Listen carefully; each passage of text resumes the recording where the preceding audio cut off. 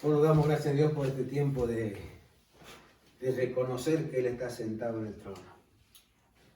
Y como se dice en todo el mundo, hoy es día de resurrección.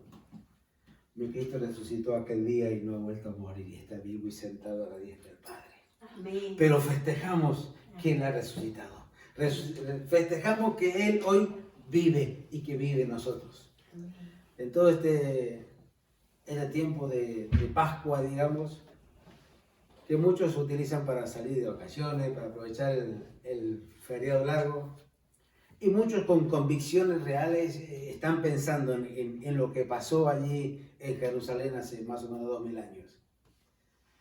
Yo quisiera que podamos recordar que esa Pascua de allí de Egipto, su primera Pascua, cuando Dios sacó al pueblo de Egipto, digo, hagan esto porque esto marcará sus vidas. Hagan esto porque esto será un antes y un después. Las cosas serán diferentes. A partir de ahora, ustedes tendrán un calendario nuevo. A partir de ahora, este será su primer mes del año. Todo eso sucedió en la Pascua. A veces pensamos que la Pascua es nada más, bueno, que Cristo murió o que la sangre del Cordero. Pero lleva un montón de cosas que podríamos hablar mucho de esto. Pero la Pascua de los judíos, aquella Pascua que fue en Egipto, fue un marcar de Dios para su vida. Decir, bueno, hasta aquí. De aquí en más es otra cosa. De aquí en más la cosa es diferente. Desde ese día que hicieron el cordero, que pusieron la sangre, que la peste pasó por sobre la casa porque vio la sangre, eso a ellos lo marcó. Y pudieron comprobar en primera fila y escuchar el lamento de afuera cuando adentro no había lamento. Casi se me traba. Escuchaban el lamento de afuera, escuchaban el gemido de afuera, de lo que estaba haciendo el ángel, y estaban comprobando de qué los había guardado el Señor en esa sangre. Y para nosotros, para mí, ¿cuál es mi Pascua? Cuando yo recibí a Cristo y me sacó del mundo y me dio una nueva vida, empezó un calendario nuevo para mí. Amén. Porque empezó una nueva vida. Dice, las cosas viejas pasaron, son todas hechas nuevas. Es un nuevo calendario. Y lo dice muy claro las Escrituras. Hemos nacido de nuevo. Así que tenemos otro cumpleaños, tenemos otras cosas que festejar. Vida nueva. Eso es la Pascua de Cristo en nuestras vidas. Y eso festejamos, y eso nos alegramos. Y quisiera compartir un versículo para luego seguir con nuestro Jonás. Dice San Pablo a Corintios, limpiaos pues de la vieja levadura, para que seáis nueva masa, sin levadura como sois, porque nuestra Pascua, que es Cristo, ya fue sacrificada por nosotros. Amén. Ya fue sacrificado por nosotros y nos gozamos de lo que sucedió allí en Jerusalén. Y nos gozamos de la obediencia de Jesús hasta ese punto. Si no, no estaríamos aquí. Es nuestra Pascua, es Cristo. El día que recibimos a Cristo, el día que Matías reciba a Cristo, ese día será su Pascua. Ese día será un antes y un después. Ese será su primer día de vida. Amén. Amén. ¿Será así? Porque es así en el reino de Dios. Así que nos gozamos con todos los que tenemos a ese Cristo resucitado de hace mucho. Y aquellos que todavía no lo han entendido, nos gozamos también con ellos. Que ellos puedan tener la luz y entender y que puedan tener a Cristo en su vida, que eso marcará su Pascua. Podríamos hablar mucho más de este tema, pero yo quería saltar este tema y decir que podamos festejar desde ese día que el Señor nos sacó de la esclavitud. Desde ese día que nos llamó, desde ese día que te dijo, no temas, yo te hago nuevo. Señor, pero tengo esto. No. De aquí para atrás ya no me importa. Yo borro todas tus rebeliones. Yo borro todos tus pecados. Ya no hay nada. Eres nuevo. Mire qué hermosa Pascua. Amén. Saber que el Señor nos ha limpiado, que el Señor nos ha perdonado y nos ha hecho una nueva criatura y nos ha hecho coheredero del reino. Todo eso lleva a tener a Cristo en nuestro corazón. Así que si cabe de alguna manera decirle felices Pascua para que todos aquellos que hemos nacido de nuevo y esperamos que aquellos que no tienen a Cristo puedan recibirlo. Amén. Y puedan festejar una nueva Pascua. No llena de mitos y de cosas que vienen en la tradición, sino por una experiencia viva de cada uno. Que podamos decir, como dijo Job, yo sé en quién he creído. Y aún del polvo me levantará. Ese es nuestro Señor. Amén. Y está vivo, por cierto. Y viene por nosotros. Por mí viene, por ustedes. Y por ustedes también viene. Así que preparémonos. Amén. Bueno, yo quisiera retomar de alguna manera el tema de Juan, ¿verdad? Jonás. ¿Estamos viendo Juan? Jonás, era para ver si estaban despiertos. El tema de Jonás, que cada vez que lo leemos encontramos mucho más cosas, pero yo quisiera tomar el tema de Jonás de mañana, pero hacer un pequeño paréntesis para tocar un punto muy importante. Muchos puntos hemos pasado por alto porque estábamos estudiando a Jonás, pero yo en este punto quisiera hacer un paréntesis hablando de Jonás para hablar algo que sucedió. Y decíamos el domingo pasado que cuando uno proclama el nombre del Señor, cuando uno declara el nombre del Señor, las cosas suceden. Cuando uno habla del Señor afuera, y aunque uno no lo vea, uno ya se fue de la ciudad, o se fue de la escuela, o se fue de la facultad, pero algo sucede porque esa palabra ya ha sido soltada, ya ha sido dada, ya ha sido declarada. A partir de allí es el Señor que empieza a hablar por su Espíritu Santo en la vida de la persona. Y muchas veces estamos preocupados porque no vemos alguna reacción, de acuerdo a lo que hemos dicho, pero es del Señor la obra. Yo quisiera que leamos en Jonás capítulo 3, que habíamos quedado el domingo pasado cuando Jonás se levantó y dijo, bueno, ve a Nínive. Entonces se fue a Nínive. ¿Cuánto demoró? No sé, porque había más de 1000 kilómetros hasta donde tenía que llegar.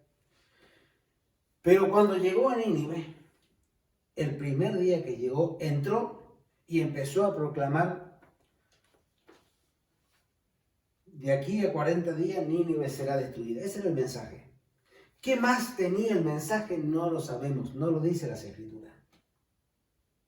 ¿Cuántos días estuvo dentro de la ciudad proclamando? No lo sabemos, no lo dice las Escrituras. A lo mejor algún historiador por allí puede tener alguna información, pero las Escrituras no lo dicen. Él dice que él entró a la ciudad y su mensaje es: de aquí a 40 días Nínive será destruida. Y hagamos un paréntesis ahí y dejemos volar nuestra imaginación.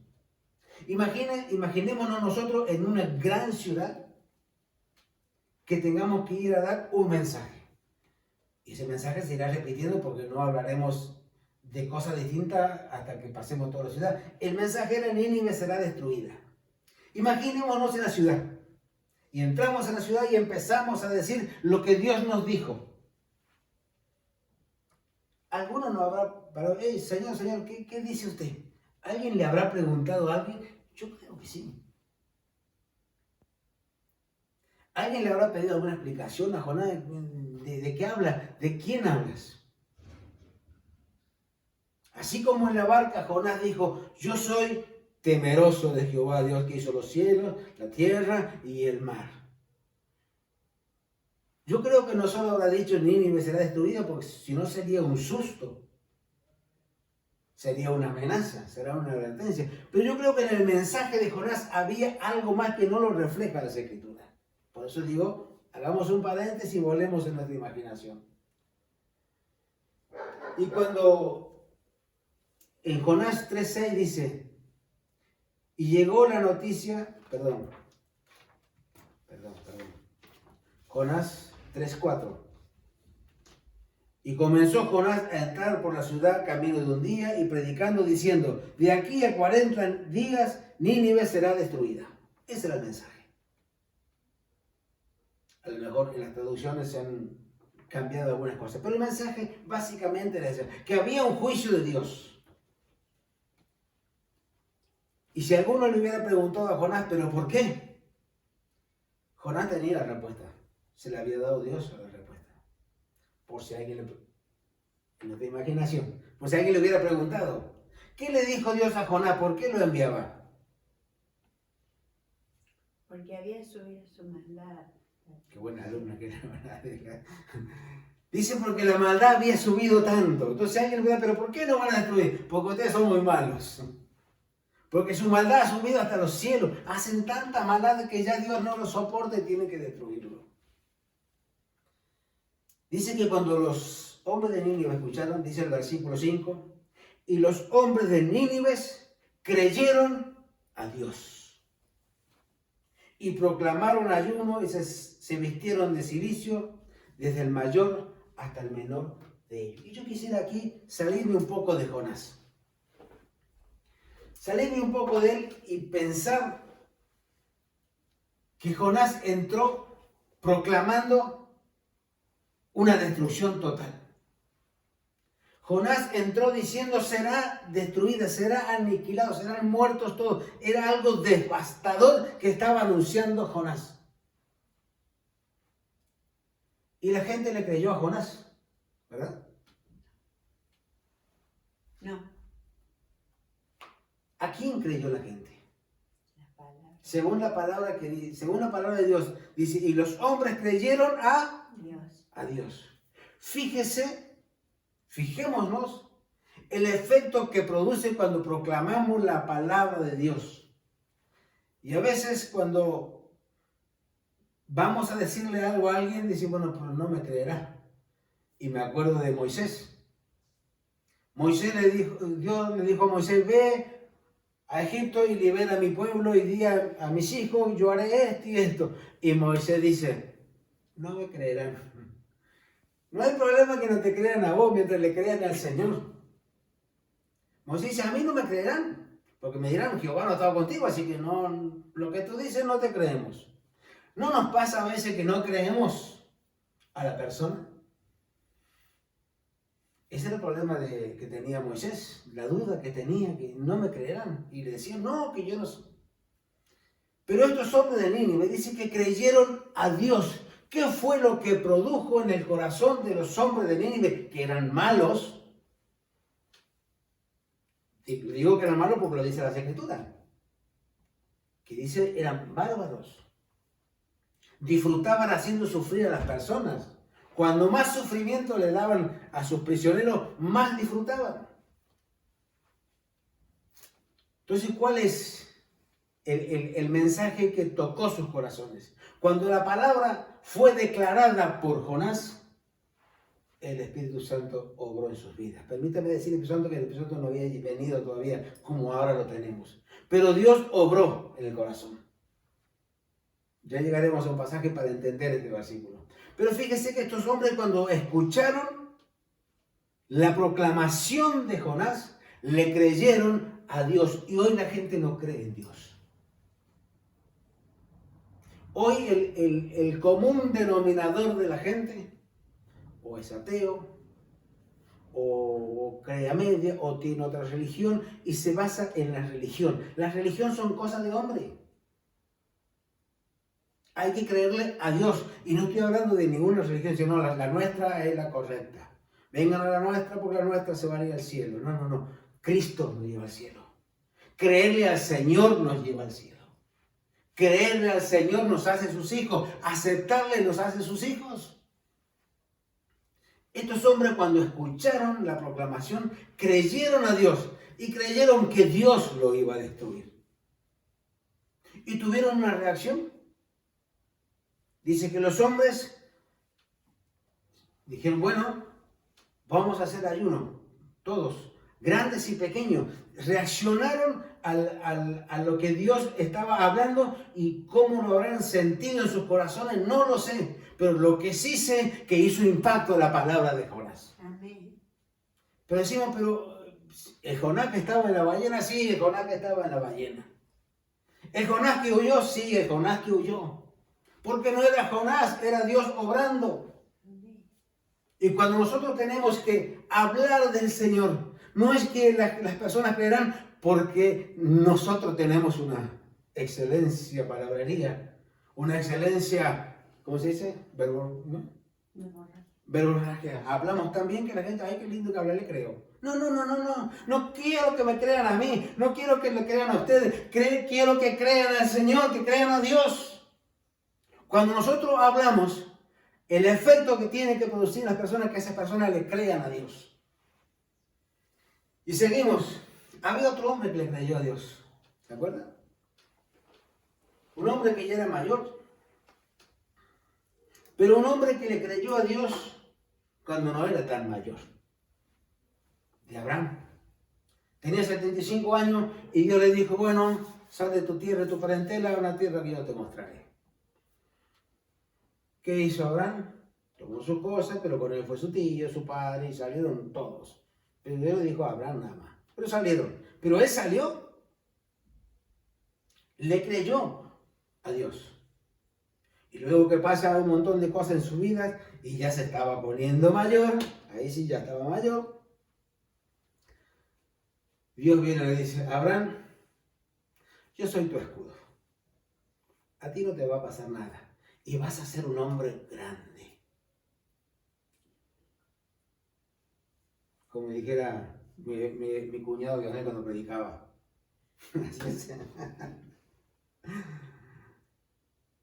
Yo no me grande.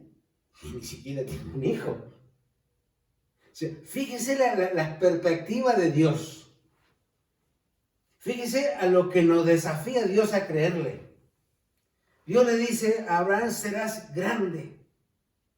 Pero Señor, si el que me va a heredar es un esclavo nacido en mi casa, Abraham, tú no mires, no ves nada, ven, quiero que vea como yo veo.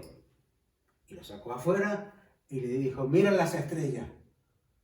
¿Las puedes contar? Señor, no, así será tu descendencia. Y le creyó. Aleluya. Le creyó a Dios. Y le fue contado por justicia. Y a veces, haciendo un paréntesis, predicamos para que la gente crea y el Señor obre en su vida. Yo los desafío a que nosotros creamos. Que le creamos al Señor. ¿Cuántos creen en el Señor? Y levantaríamos las manos todos. ¿Y cuánto hemos dudado del Señor a veces y bajaríamos las manos todos? Que le creamos al Señor. ¿Cómo lo hará? Él es soberano. Él es rey. Él tiene todos los medios a su disposición, nosotros no. Pero Él sí. Volvamos a Jonás. Que habíamos hecho un paréntesis. Seguimos en el paréntesis de la vida de Jonás. Estamos viendo la vida de los hombres de Nínive. Y dice que en el versículo 6 del capítulo 3, y llegó la noticia hasta el rey de Nínive. No sé si fue Jonás que se presentó al rey o alguien que escuchó en la calle y comentó y de boca en boca fue llegando al rey. Yo lo quisiera creer así. Porque nos dice que, bueno, se presentó Jonás al rey y le dijo. Dice que llegó la noticia al rey. Pero fíjense, ¿cómo que llegó la noticia? ¿Quién le contó al rey? Alguien que había escuchado. No pasa a veces que dice, me encontré con Matías y Matías me contó que en Pueblo Nuevo hay tal cosa. Entonces yo vengo y me encuentro con Adela y le digo, Adela, me encontré con Matías y me dijo que en Pueblo Nuevo hay tal cosa. Ella se encuentra con Claudia y le dice, Claudia, estuve con Pablo que dijo que Matías, y se va pasando. Así va llegando el rey. Lo que decimos a alguien se lo contará. Dice, y llegó la noticia al rey. Y se levantó de su silla, se despojó de su vestido y se cubrió de cilicio y se sentó sobre ceniza. Una reacción que no estaba en los cálculos de Jonás. En los cálculos de Jonás estaba la destrucción. ¿Hasta dónde puede llegar el efecto de lo que tú proclames? No por capacidad nuestra. Bueno, que venga un evangelista doctorado en tal cosa y que predique para que la gente crea. No, tiene que creer a Dios la gente. Bendito sea por los evangelistas. Bendito sea aquellos que se han preparado. Pero no es porque yo me prepare más y tenga más teología, la gente me va a creer. El efecto tiene que hacer la palabra de Dios en su vida. Dios tiene que hacer la obra, porque la fe viene por el oír, no por el que predica, no por el que proclama. El que proclama suelta la palabra a los aires. El que proclama suelta lo que Dios dice. Y de ahí en más, el Espíritu Santo, San Pablo decía, yo sembré, Apolo regó, pero el crecimiento, ¿quién lo da? ¿Quién lo da? Dios.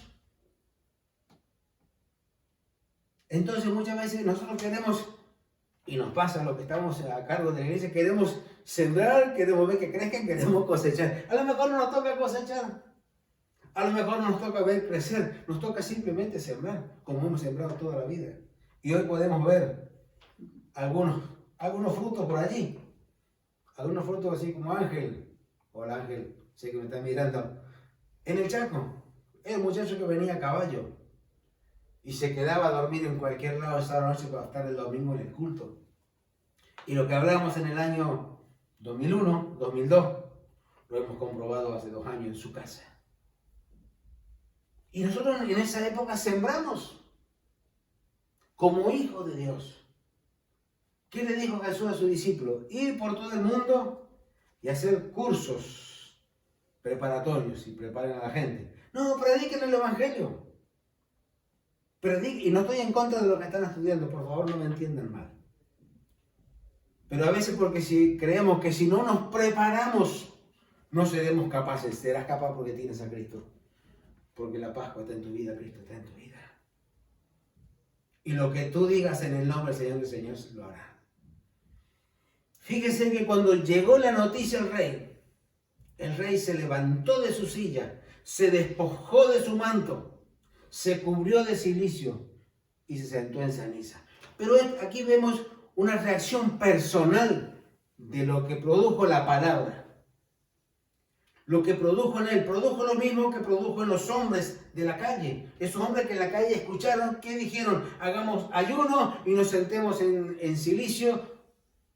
Arrepentimiento. Este hombre se arrepintió, reconoció. Y fíjese, si seguimos leyendo el versículo, dice, el versículo 7, e hizo proclamar y anunciar en Nínive por mandato del rey y de sus grandes, diciendo, hombres, animales, bueyes y ovejas no gusten cosa alguna, no se les dé alimento, ni beban agua, sino cúbranse de cilicio, hombres y animales, y clamen a Dios fuertemente, y conviértase cada uno de su mal camino, de la rapiña que hay en sus manos. ¿Quién sabe si se volverá y se arrepentirá Dios y se apartará del ardor de su ira, y no pereceremos? Fíjese que aquí este hombre, que la autoridad era el rey, él recibió para él.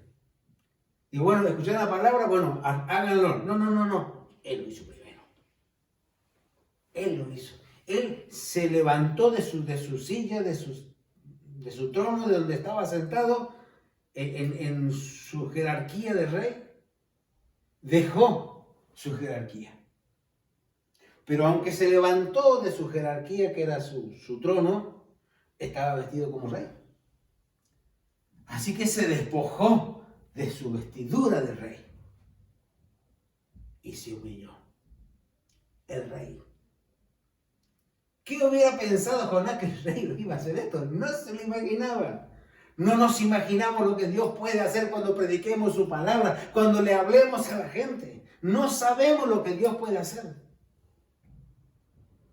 Fíjese que este hombre, yo aquí he apuntado, se levantó y proclamó ayuno. No le den alimento, ayuno. Cúbranse de cilicio, vestiduras de arrepentimiento. Y clamen fuertemente a Dios y oren. Hagan ayuno, hagan oración, clamen a Dios, pero hagan un cambio. Fíjese que aquí todo esto estaba bien, pero dice el rey, conviértanse de su mal camino. ¿A quién le decía? Su pueblo. A su pueblo. El rey entendía que había algo que había que cambiar. No bastaba con dejar el trono, no bastaba con dejar su vestidura, no bastaba con ponerse cilicio, no bastaba con orar y ayunar, si no había un cambio. Hay un cambio que lo hace Dios en la vida de las personas. Hay otro cambio que lo hacemos cada uno de nosotros. Dice, y cambien y convierta cada uno de su mal camino. Hay una decisión. Y fíjese que cuando el rey proclama esto, él había tomado una decisión, que es importante. Y ahora yo quisiera no hablar del rey, pues sí, bueno, ya. Vamos a bajarlo a las familias, nosotros como familias, nosotros como padres, como madres, como abuelos, algunos que son abuelos, otros son yayos, pero bueno. Es una actitud que tenemos que tomar como autoridad de la familia. Yo no le puedo decir a mi hijo, bueno, tú no hagas tal cosa. Y mi hijo me dirá, papá, pero si tú lo haces. Bueno, yo sí, pero tú no. No. ¿Hemos escuchado una vez? Yo lo hago porque soy tu padre. El rey, él tomó la decisión. Él lo hizo primero y le dijo que lo hiciera. Cuando el rey le dice, y de la rapiña de sus manos, me inquietó el tema rapiña. Yo rapiña siempre pienso en un águila, en un cuervo, la rapiña. Entonces fui, como dijera mi papá, al mataburro, al diccionario, y rapiña es robo o saqueo, realizado con violencia, aprovechando el descuido o la falta de defensa. Así eran los nínives, así eran los nínives. Ay, qué malos que eran. Ahora no deja de ver a Nínive, me voy a ver para mí adentro. Ay, Pablo, qué malo que eres. ¿Cuántas cosas necesitamos cambiar? Es lo que el rey había entendido de lo que había proclamado Jonás en la calle. Y el rey dice, hagamos todo esto.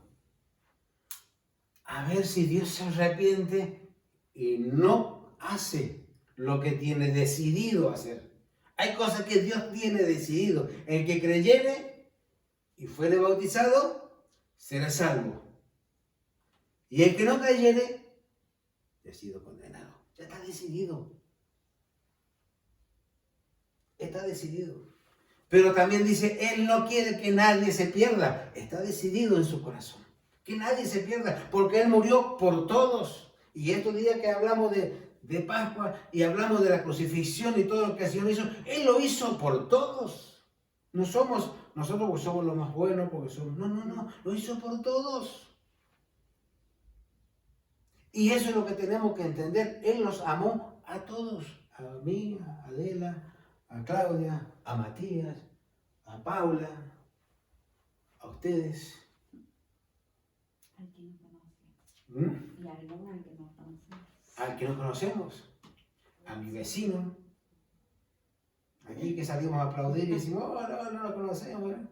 A él también, por ello murió. No, lo que pasa es que en mi familia hay algunos, por ellos también murió. Es que en mi barrio hay algunos que si usted deja la puerta no le quedan, por ellos también murió. Cuando entendemos eso, eso es lo que no entendía Jonás.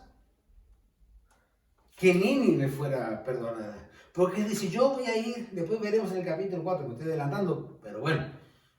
En el capítulo 4 dice, yo te decía, esto es lo que yo te decía cuando estaba allá en mi casa. ¿Para qué le venir si tú le vas a perdonar? Perdonarle y ya está. No, es que tienen que escuchar.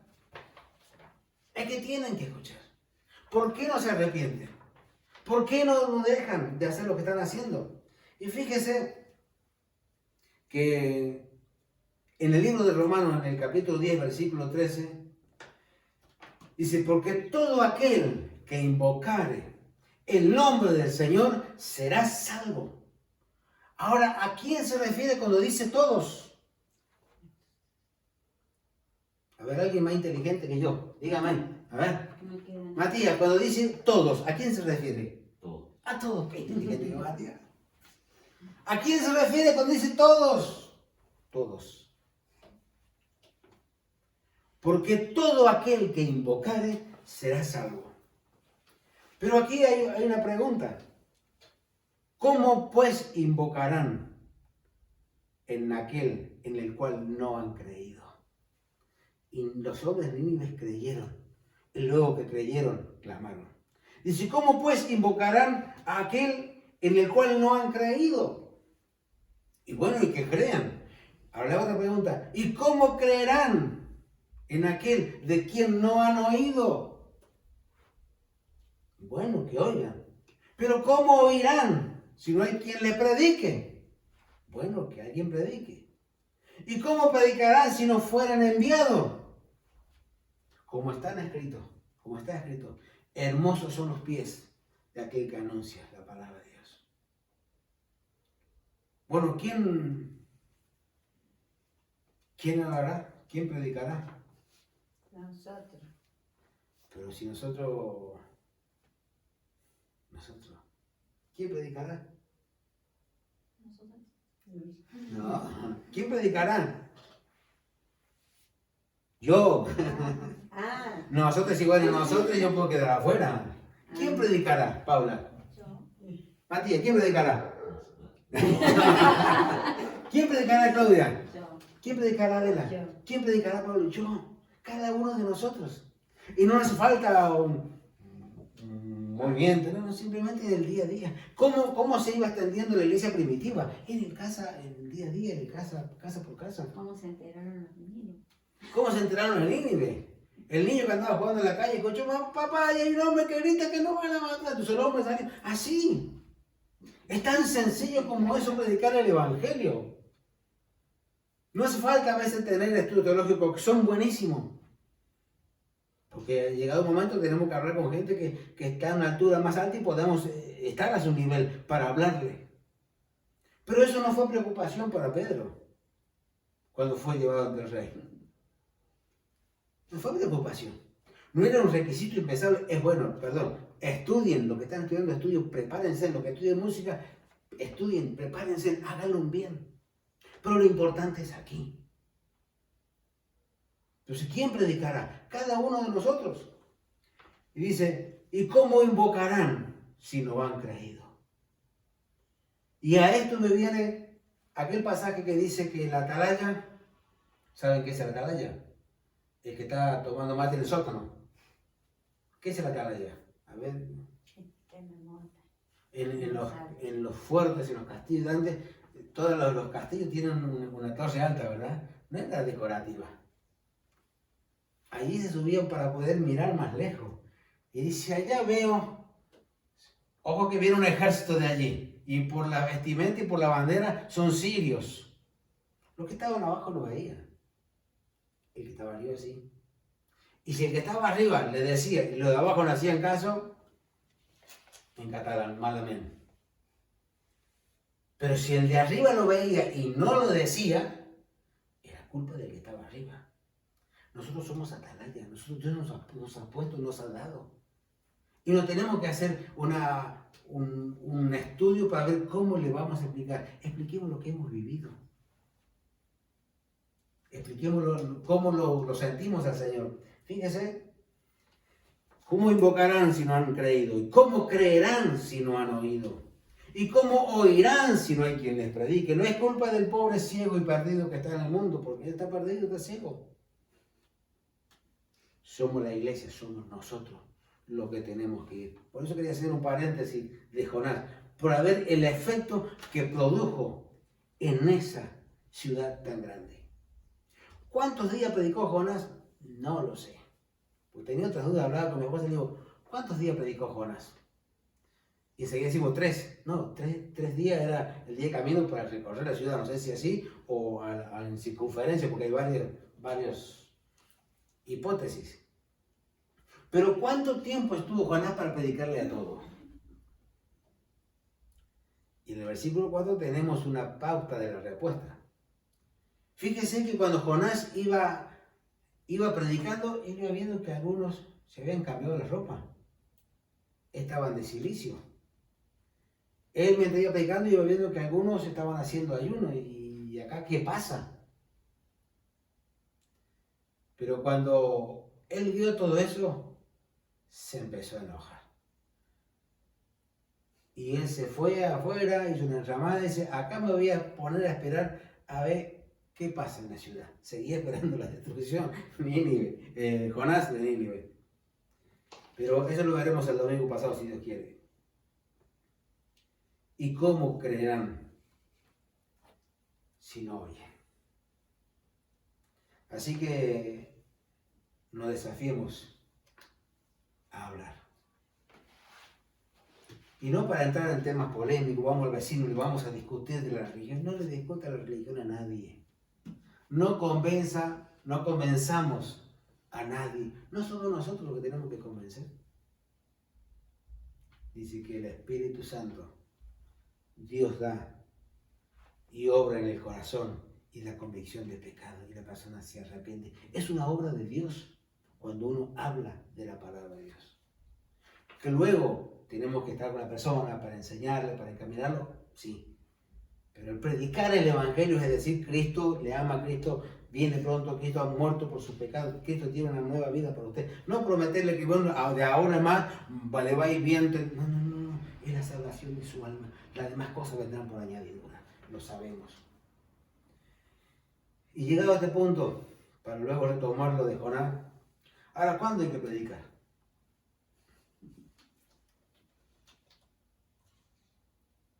Hola. Dijera mi cuñado, hola.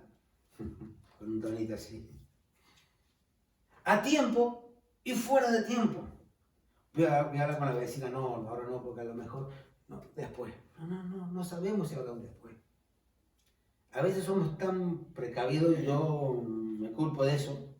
A veces no le digo a aquel porque, y tengo mis por qué. A tiempo y fuera de tiempo. Y también decía la palabra que enseñemos a nuestros niños cuando vamos de camino. Ay, nos fuimos de vacaciones. Ni la Biblia llevamos, gloria a Dios. Nos vamos de vacaciones. Imagina que nos vayamos de vacaciones y empecemos a enseñar a nuestros hijos mientras vamos de vacaciones. Esto no quiere decir que lo vamos a estar en su cultito familiar.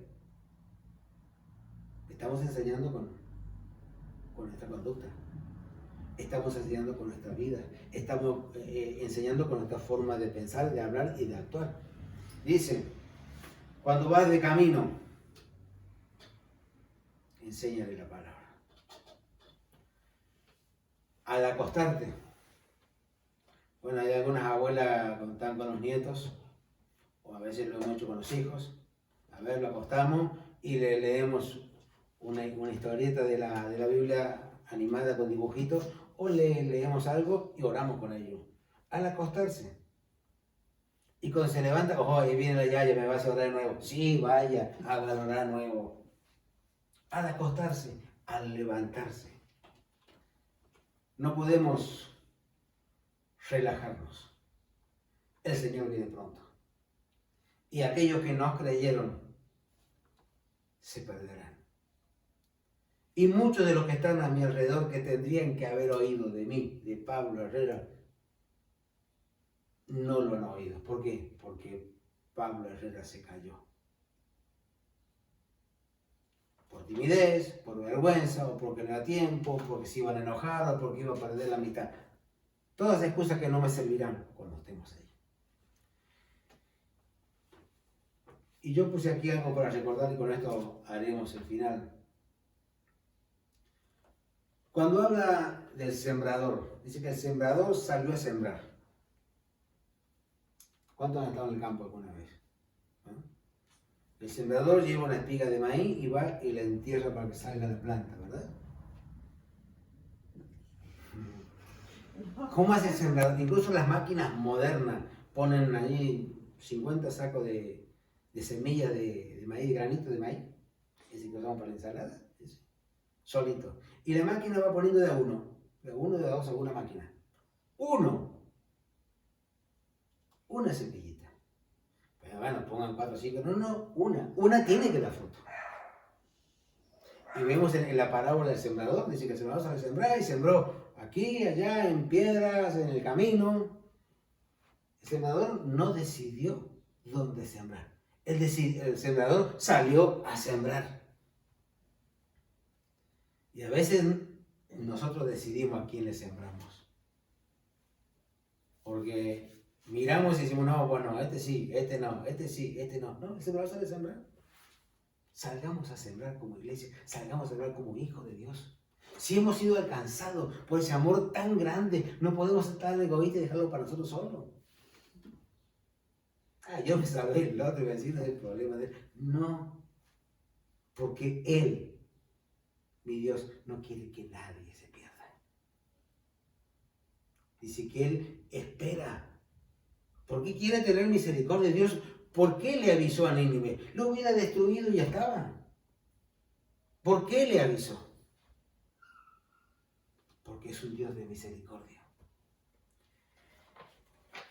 Y quisiera el tema de la semilla, cuando dice la semilla, habla en singular. ¿Sí te he dicho? En singular, una semilla. Pero cuando sembramos, volvemos al maíz, sembramos una semilla de maíz, cuando se hace la planta buscamos y recogemos de vuelta la semilla de maíz que sembramos, ¿verdad? 3, 4, 5 choclos, le llamamos, aquí le llaman mazorca, y la abrimos así, y tienes infinidad de semillitas, que así hervida con sal son riquísimas, no sé si la han comido, pero bueno. ¿Pero de dónde salió todo eso? De una semilla. Sembremos una semilla, y la obra la hará el Señor. Dice, la semilla cae de tierra, muere y lleva muchos frutos, hablando de plural. Esto fue lo que pasó con Jonás. Jonás fue y dijo una palabra, predicó la palabra y el Señor obró.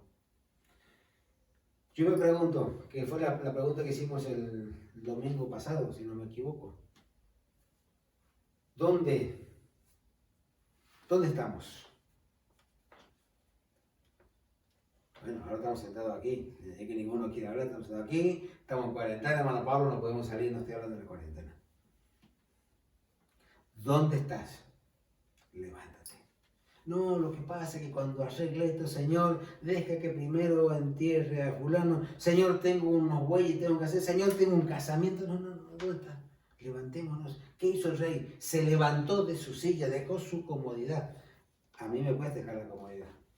Un culto a las 3 de la tarde, me acuerdo en Valle Ferrer, las hermanas se juntaban a las 3 de la tarde, un calor, un sol, y las hermanas iban a orar. Pero ¿por qué no ponen otro horario más cómodo, hermano? Dejemos la silla. ¿Qué te impide? Despójate. Y si no sabes a dónde vas, párate, pregunta y vuelve. Párate, pregunta y vuelve.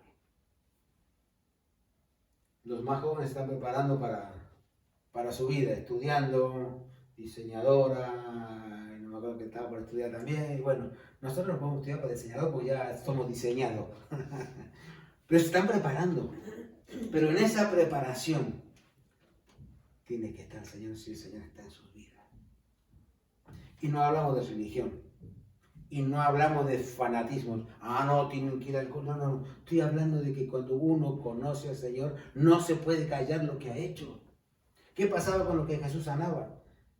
Jesús sanaba a uno y dice, bueno, no le diga a nadie, Señor, que no me puedo callar. No me puedo callar lo que has hecho. Que sea eso nosotros.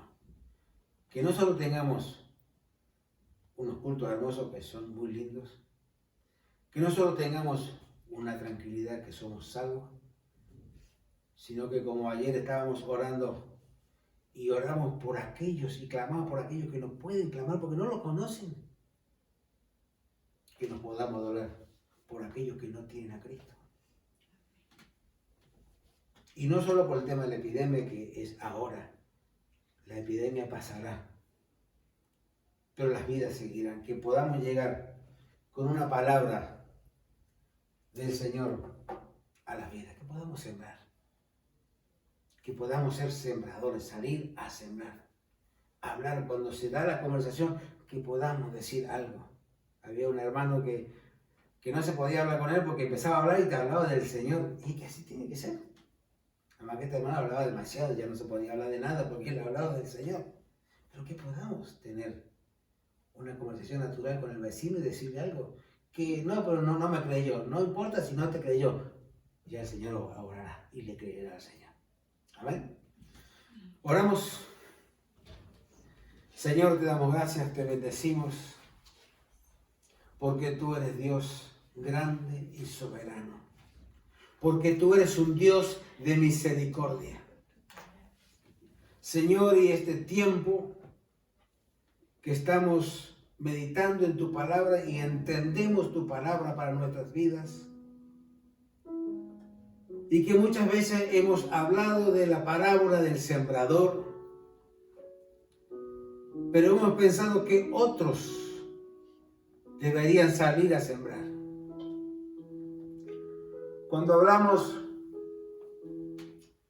Cuando Jesús dijo, id y predicad el evangelio, se lo dijo a sus discípulos, entonces dejamos que otros vayan a predicar. Señor, y tú nos has encomendado a cada uno de tus hijos el predicar tu palabra, el declarar tu nombre, tu poder, tu misericordia, tu gracia, tu salvación.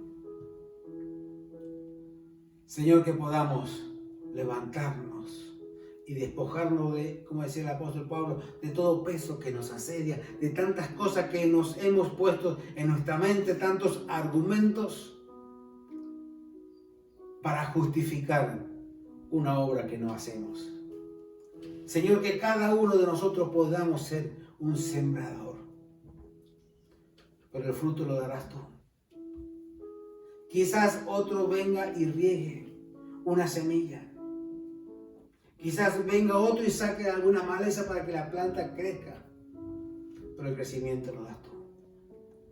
Señor, te pedimos perdón por todos esos tiempos y esas oportunidades que hemos dejado de pasar por muchas excusas, por timidez, por miedo a perder una amistad, por miedo a que se rían de nosotros, por medio a que seamos objeto de burlas.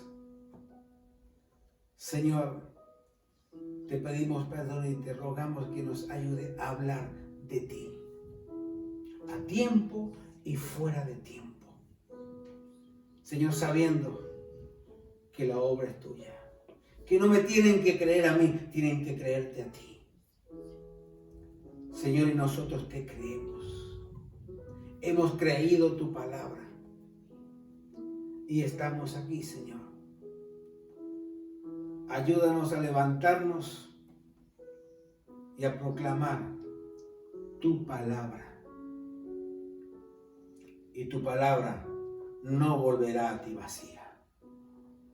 Te damos gracias. Bendecimos tu nombre, bendecimos las vidas de los hermanos, bendecimos los hogares, Señor, y bendecimos todos aquellos que están clamándote a ti en esta hora. Incluso aquellos que están en los hospitales que no pueden clamarte porque no te conocen. No pueden invocar tu nombre, Señor. Señor, levanta tus hijos en esos lugares y que pueda llegar tu palabra a cada vida. Señor, tú vendrás a buscar tu pueblo cuando tu palabra sea predicada en todo lugar. Gracias te damos y te bendecimos en el nombre que es sobre todo nombre. Aquel que vive y reina para siempre. Aquel que entregó su vida por cada uno de nosotros. Te damos gracias, Señor.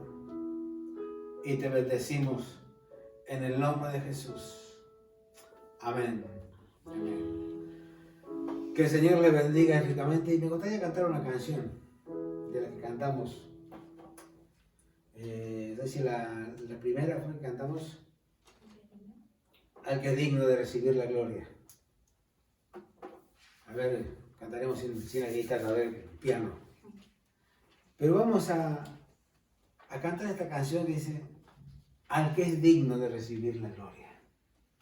Y cuando vayamos a predicar no vayamos buscando quedar bien. A lo mejor no quedaremos bien. Pero Él es digno. Y si pasamos vergüenza, este era digno, que pasemos vergüenza por Él. Que no hagan cosas. Él lo pasó por mí. Él sufrió por mí.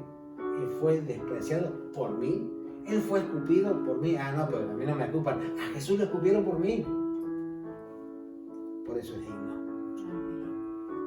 Y renunció, murió y resucitó. Y está a la diestra del Padre. Y dice, no dejaré huérfano, enviaré el Consolador. Y lo ha cumplido.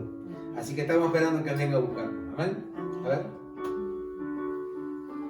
Digno de recibir la gloria, al que es digno de recibir honor, al que es digno de recibir la gloria, al que es digno de recibir honor. Levantemos nuestras manos y adoremos a Jesús, Cordero de gloria, y exaltemos su incomparable majestad, al que vive por siempre, al gran yo soy, a Jesús,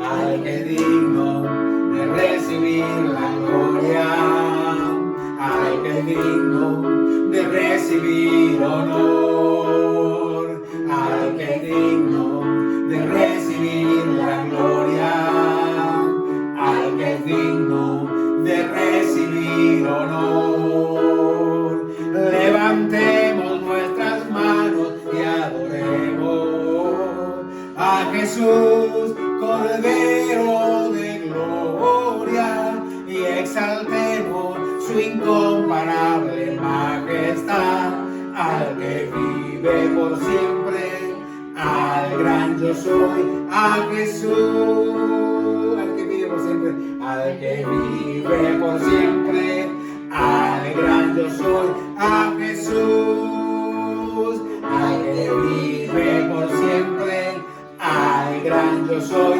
a Jesús. Amén. Que el Señor le bendiga ricamente. Amén. Y damos gracias a Dios por su amor y fidelidad. Amén. Gracias.